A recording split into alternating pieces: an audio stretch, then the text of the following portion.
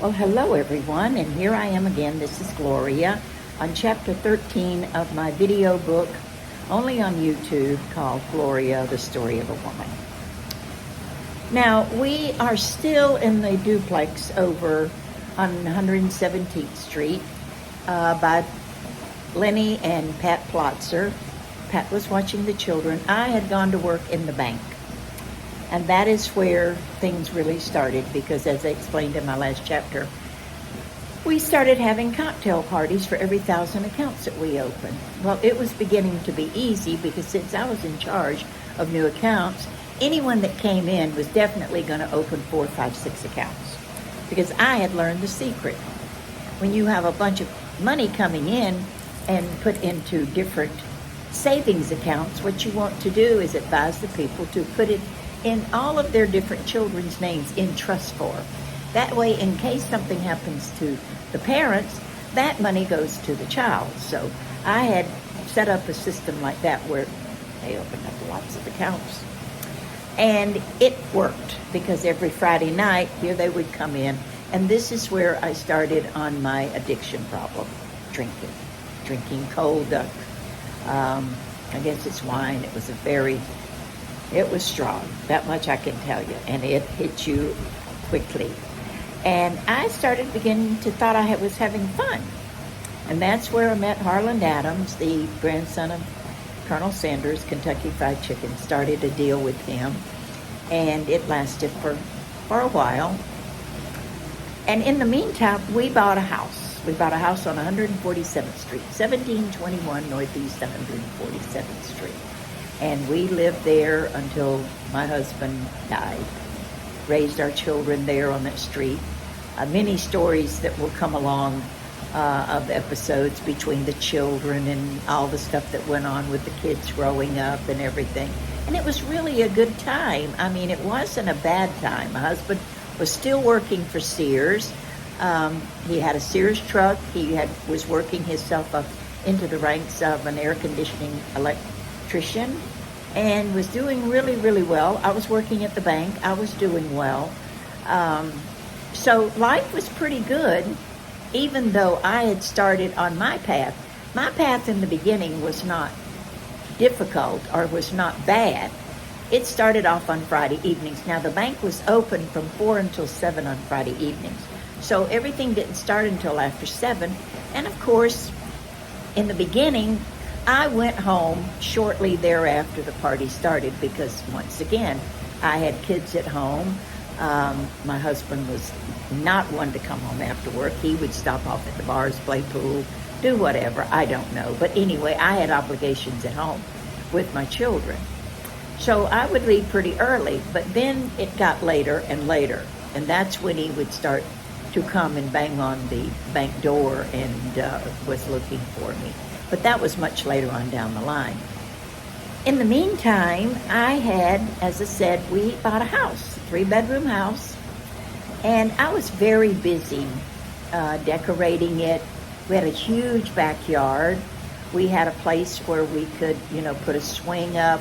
It was a place where the kids could play. The street was very nice. It was a vacant lot at the very end of the street. There were a few sparse houses along the street. And once again, there was 2 kids that lived in back of us, the Drozdiks, and then there were like 7 or 8 kids, the Donahues, that lived down the street from us. So they were all in about the same age group. So we walked into a situation on 147th Street that once again was ideal for the children. They were still going to the little white schoolhouse, and things were pretty level during that time. They had not gotten out of hand. Until one day, my husband walked in to the house with a stranger named Joe.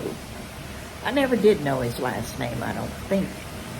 But he sat down at the table and was talking. Now, I knew about the drugs coming into Miami because, remember, in the bank, guys would come in with duffel bags and garbage cans full of cash. We would go in the kitchen and we would count it for them to deposit.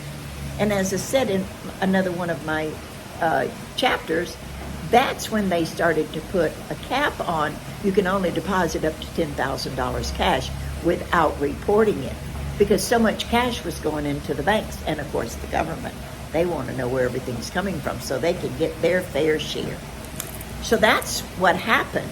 So I knew what was going on. I did not realize that my husband had gotten in with people that were in that particular lifestyle.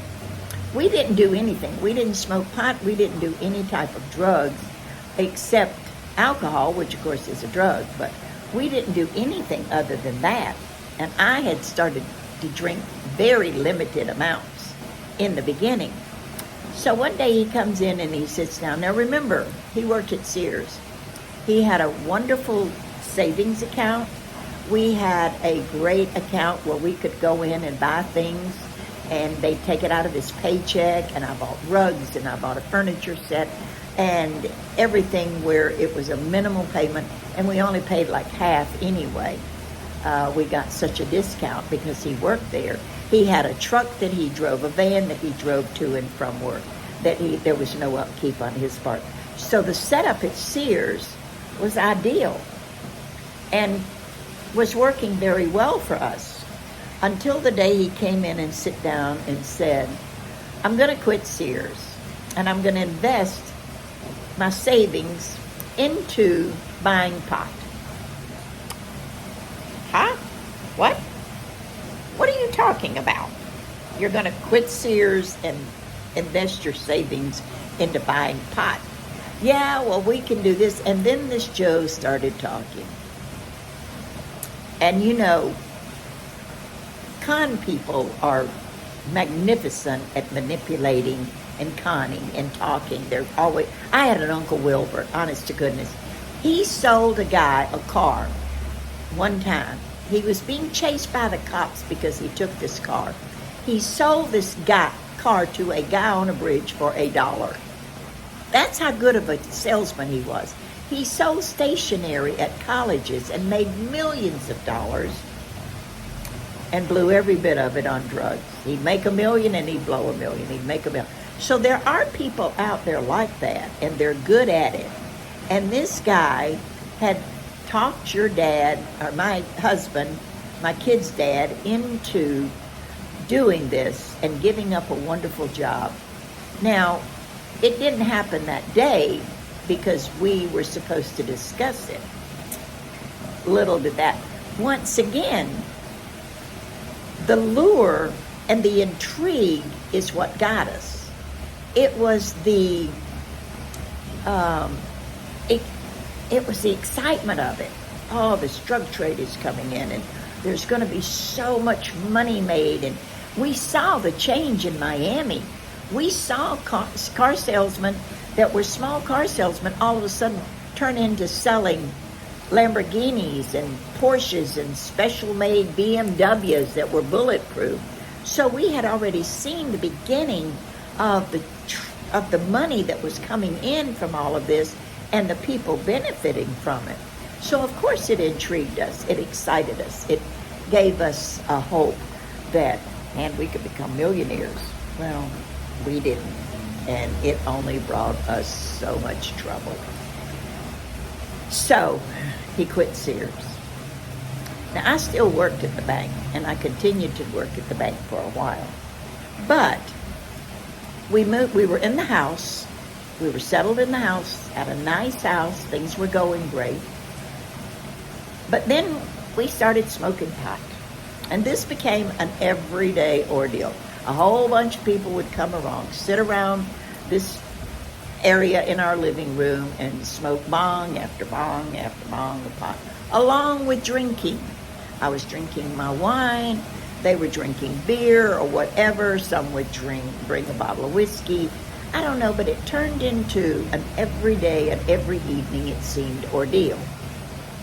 Now, I had 2 children that I had to take care of. And along the way, they got lost as well. And it slowly evolved. It did not evolve overnight. He gave up his job, started working with this Joe, but then he started like disappearing. Well, I can't tell you because You can't tell what you don't know. In other words, the drug trade was hush-hush. So supposedly, he was Joe's bodyguard because my husband was a big man. And he was very streetwise. He really was. And he had lived in Miami all of his life. So he knew a lot of people. He knew what was going on. And he really was very smart and picked up on things quickly. So he became the bodyguard. And they would disappear. Well, we're out doing this and we're out doing that. And as I said, you can't tell what you don't know. That was his favorite expression to me. In other words, if they come and ask me, if any authorities come and ask me what was going on, I really couldn't tell them because I really didn't know. I just know that it started to evolve into him disappearing more. Well, that brought on anxiety with me. I was already a very insecure person. I was already one that questioned everything about me. I didn't ever give myself credit. And I went to work. I came home. I took care of the kids. I was tired. And I was frustrated. And I was anxious because he would leave and not call. Now, this was before cell phones. He had a beeper, but I could beep him, and he would not call me back. And I would sit there and wonder if he's dead or alive or what, which was so unfair to us as a family because I had to keep the family together, and I really did not know how. I honestly had no idea how to deal with all of this. So you can pretty much say that I started unraveling at the seams. And that's when things started to really, really go downhill. It was not a good time. And that was really then the start of the downfall of my family, of me, my family, of my husband, of our marriage, of our unit as a family where we used to do so many things together was now cut in half because Stoney wasn't there.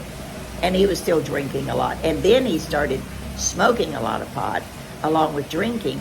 And all along he had been doing pills, which he got from pharmacies way before any of this even happened. He used to get things called soapers. They were like Quaaludes.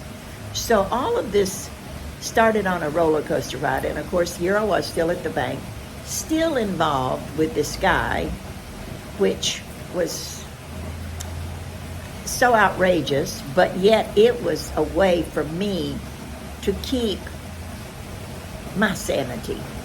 It gave me something to look forward to, if that makes any sense whatsoever. Because at home, I was a nervous wreck. I was totally on edge all the time, and I was not happy. And I learned during those times just exactly what happiness within yourself and have yourself happy in your life was. It would later on show me the way of saying, you're the most important person in your life. You deserve to be happy. But at that time, I could not do that. At that time, as I said, I started coming apart. And of course, with that, started drinking a lot more. We all know that. It's so easy to do. And of course, smoking the reefer. He always left me reefer to smoke. And this was before the cocaine came in. So I was smoking pot and, drinking and going my own little way, having an affair and working and trying to hold everything together, but not doing a very good job of it. I had my house to take care of. I had a beautiful yard that I worked in. And see, we used to work in the yard all the time together. And he helped me plant so many things.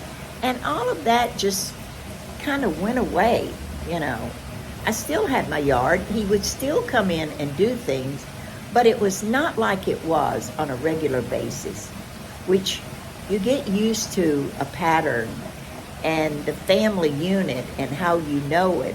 And then when you start to see it unraveling and knowing that you can't mend it back together, that's when it really becomes something very different. And that's the point that I was in.